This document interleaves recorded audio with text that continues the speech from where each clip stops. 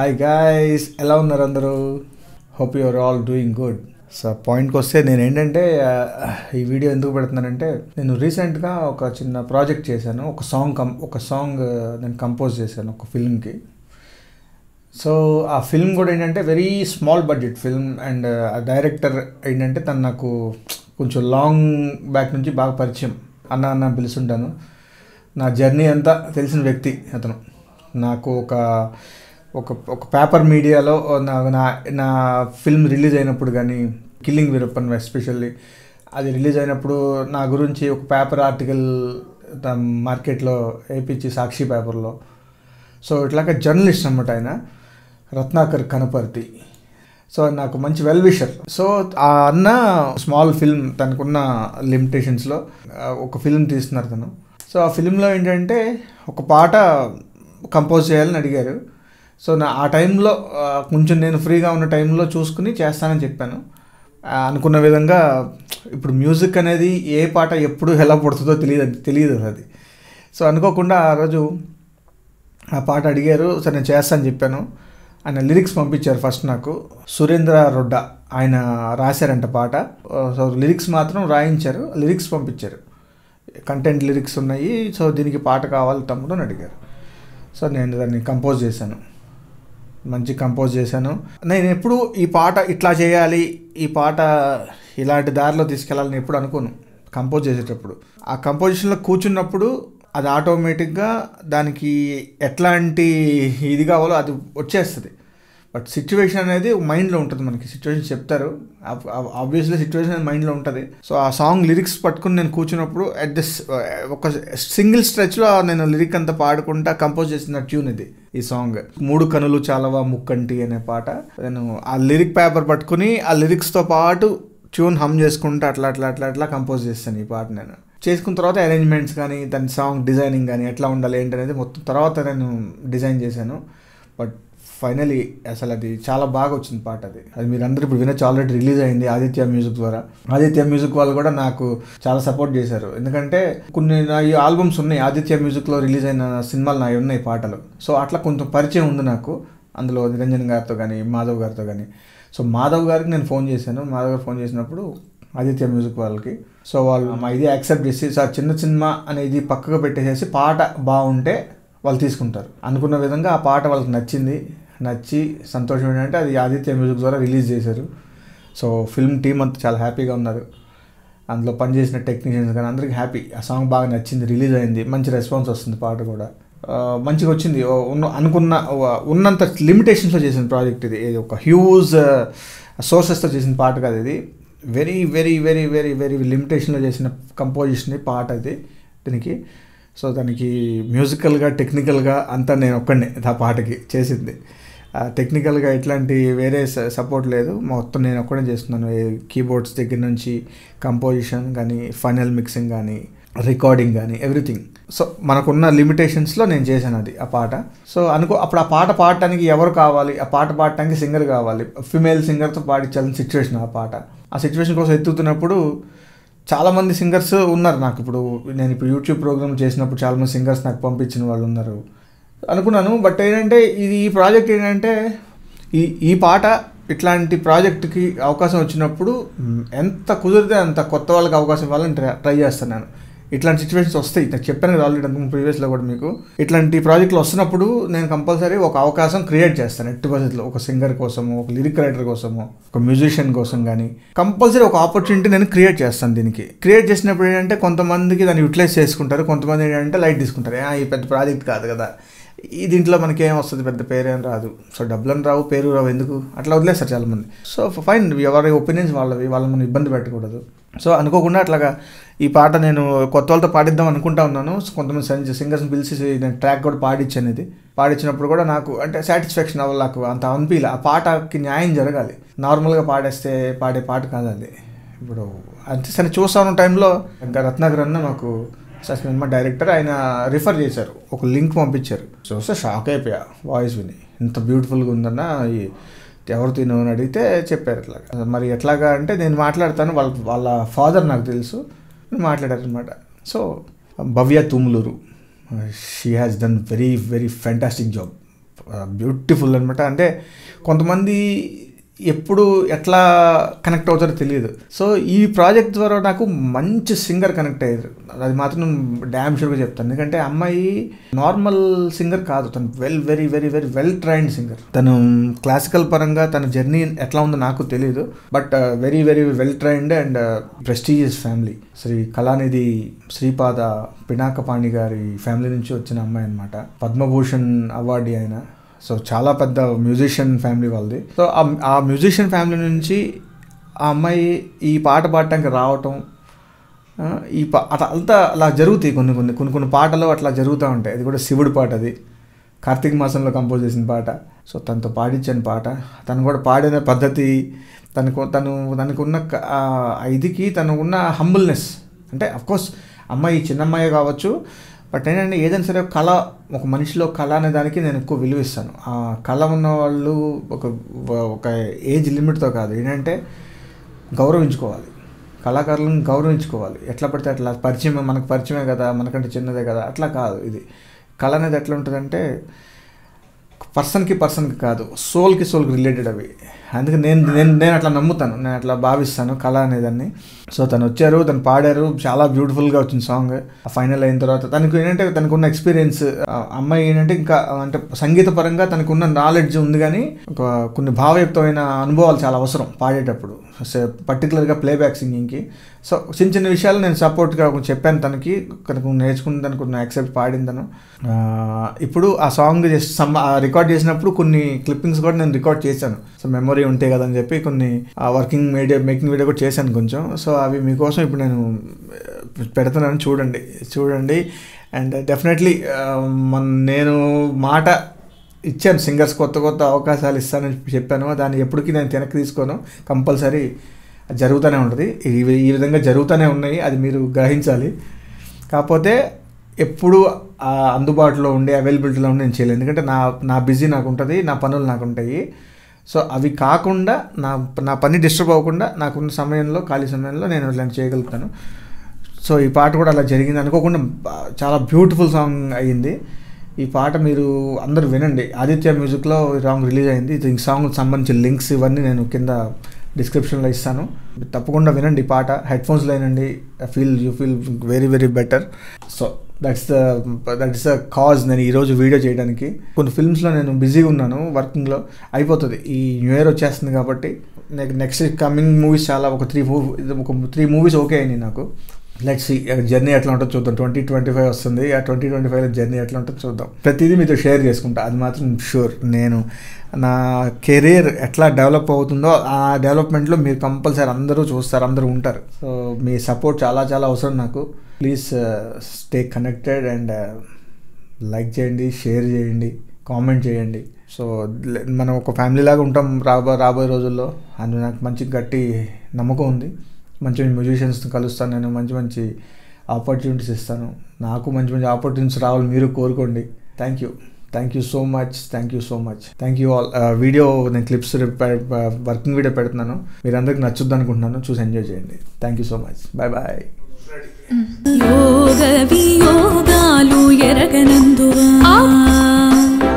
అదే అంటే 2 ఉన్నాయి. ఆపదలు బాపే భక్తవత్సల,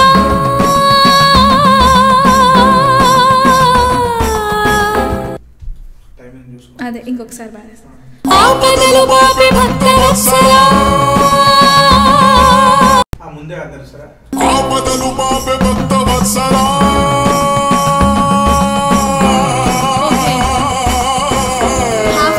తర్వాత అంటున్నారు ఆపదలు బాపే భక్తవత్సల, ఇంకా అనాలి కదా. ఆపదలు బాపే భక్తవత్సల,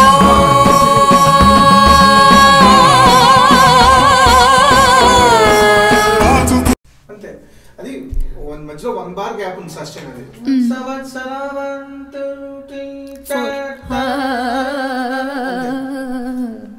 ఆపదలు బాపే భక్తవత్సల,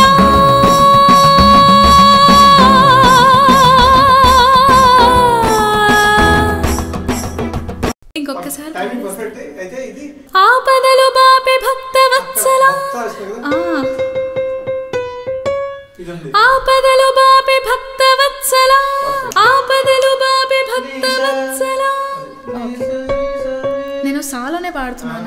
తెలుస్తుంది. ఆపదలు బాపి భక్తవత్సలా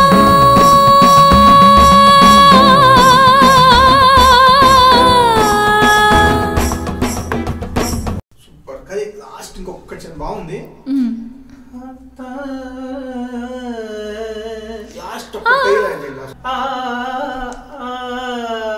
లాస్ట్ ల్యాండింగ్ కదా, విబ్రాటో కొంచెం రైస్ కి ఆపదలు బాపి భక్తవత్సలా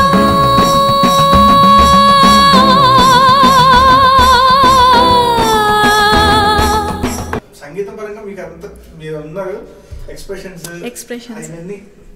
మమ్మాదు కోవయ్యా భోళా శంకరా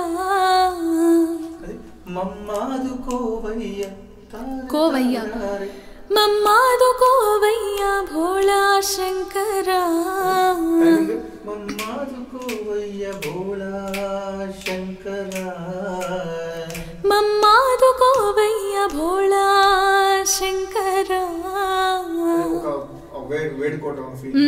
మమ్మాదు కోవయ్య భోళా కోవయ్య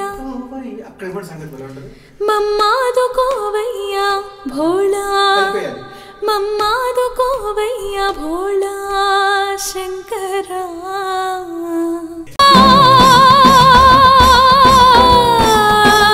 కోవయ్య భోళా శంకరా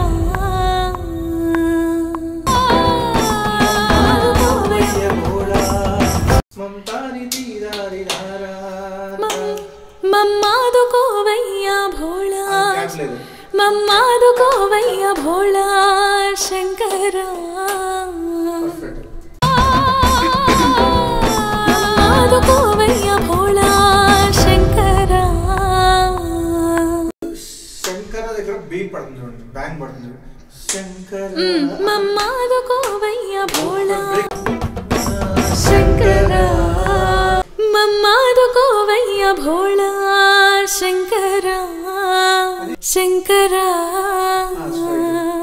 మమ్మాదు కోవయ్య భోళా శంకరా మమ్మాదు కోవయ్య భోళా శంకరా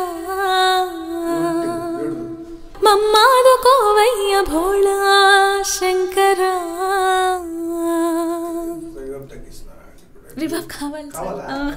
ఇప్పుడు సెకండ్ ఫీల్ చేంజ్ అవుతుంది. ఓకే. మూడు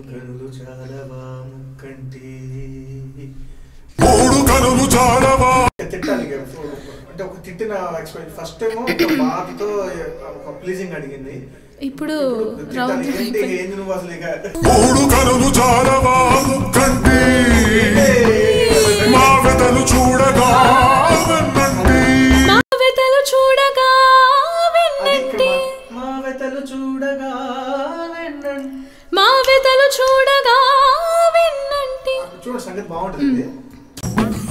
మా వెతలు చూడగా విన్నంటి విన్నంటి మా వెతలు చూడగా విన్నంటి మా వెతలు చూడగా విన్నంటి మా వెతలు చూడగా విన్నంటి మా వెతలు చూడగా విన్నంటి. మూడు కనులు చాలవా కంటి కిందకి. ఓకే. మూడు కనులు చాలవా ముక్కంటి మా వెతలు చూడగా విన్నంటి. మూడు కనులు చాలవా ముక్కంటి మా వెతలు చూడగా విన్నంటి.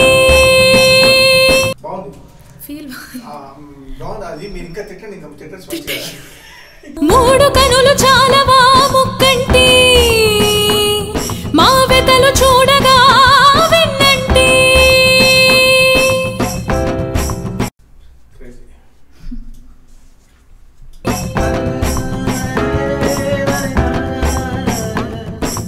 సకల జగత్తు నీదే సర్వేశ్వరా సకల జగత్తు నీదే సర్వేశ్వరా సకల జగత్తు సకల జగత్తు నీదే అలమాట సకల జగత్తు నీదే సర్వేశ్వరా సకల జగత్తు నీదే సకల జగత్తు నీదే సకల జగత్తు నీదే సర్వేశ్వరా సకల జగత్తు నీదే సర్వేశ్వరా నీదే నోట్ టచ్ అవ్వాలి నీదే సర్వేశ్వర నీదే సర్వేశ్వరా సకల జగత్తు నీదే సర్వేశ్వరా నీదే అంటారు కదా నీదే సర్వేశ్వర సకల జగత్తు నీదే సర్వేశ్వరా సకల జగత్తు నీదే సర్వేశ్వరా నీ కన్న దిక్కెవరు జగదీశ్వరా కన్న దిక్కెవరు జగదీశ్వరా నీ కన్న దిక్కెవరు జగదీశ్వరా నీ కన్న దిక్కెవరు జగదీశ్వరా నీ కన్న దిక్కెవరు జగదీశ్వరా మూడు కనులు చాలవా ముక్కంటి మా వెతలు చూడగా వెన్నంటి మూడు కనులు చాలవా ముక్కంటి మా వెతలు చూడగా వెన్నంటి మూడు కనులు చాలవా ముక్కంటి మూడు కనులు చాలవా ముక్కంటి మా వెతలు చూడగా వెన్నంటి లోకాలు కాచే లోకాలు కాచే లోకాలు కాచే మా ఓకే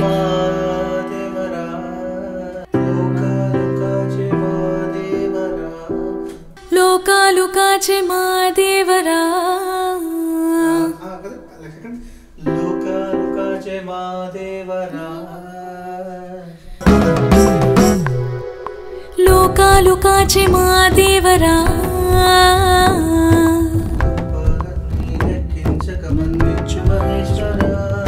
లోపాలన్నీ లెక్కించక మన్నించు మహేశ్వరా లెక్కించక మన్నించు మహేశ్వరా ఓకే లోపాలన్నీ లెక్కించక మన్నించు మన్నించు మహేశ్వరా మన్నించు మహేశ్వరా లోపాలన్నీ లెక్కించక మన్నించు మహేశ్వరా లోపాలన్నీ లెక్కించక మన్నించు మహేశ్వరా లోకాలు కాచి మా దేవరా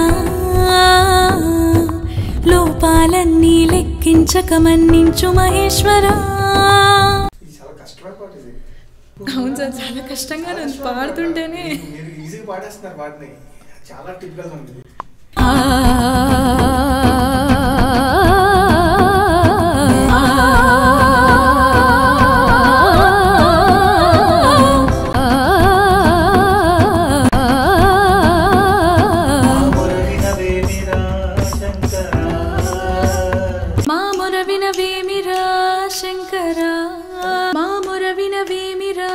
శంకరా మాయందు దయ చూపు హర హర మాయందు దయ చూపు హర హర మాయందు దయ చూపు హర హర మాయందు దయ చూపు హర హర గామా పద పగమా మా మొర వినవేమిరా శంకరా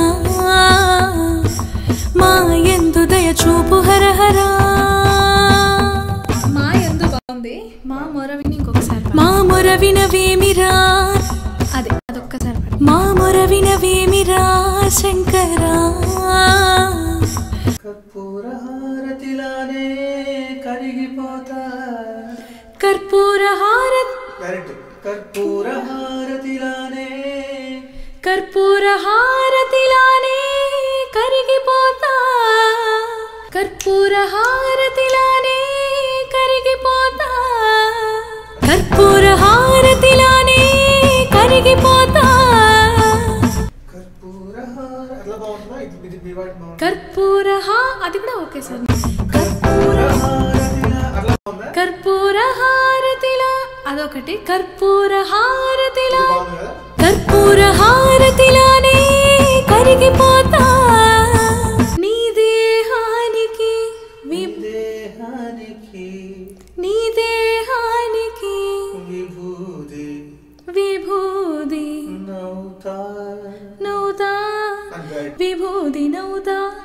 నవ్వుతా రావట్లేదు. నీ దేహానికి విభూది నవ్వుతా, విభూది నవ్వుతా, నీ దేహానికి విభూది నవ్వుతా, విభూది నవ్వుతా, నీ దేహానికి విభూది నవ్వుతా.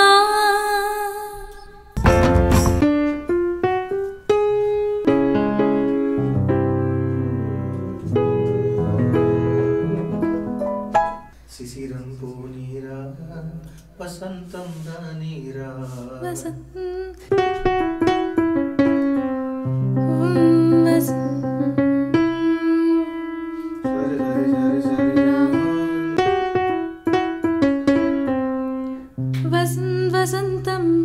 వసంతం రానీరా, వసంతం రానీరా, శిశిరం పోనీరా వసంతం రానీరా, శిశిరం పోనీరా వసంతం రానీరా, వసంతం రానీరా, శిశిరం పోనీరా, శిశిరం పోనీరా వసంతం రానీరా, శిశిరం పోనీరా, సెకండ్ అది శిశిరం పోనీరా వసంతం, వసంతం రానీరా, శిశిరం పోనీరా వసంతం రానీరా. కరిగిపోతా నీ దేహానికి విభూది నవ్వుతా, శిశిరం పోనీరా వసంతం రానీరా, శిశిరం పోనీరా వసంతం రానీరా.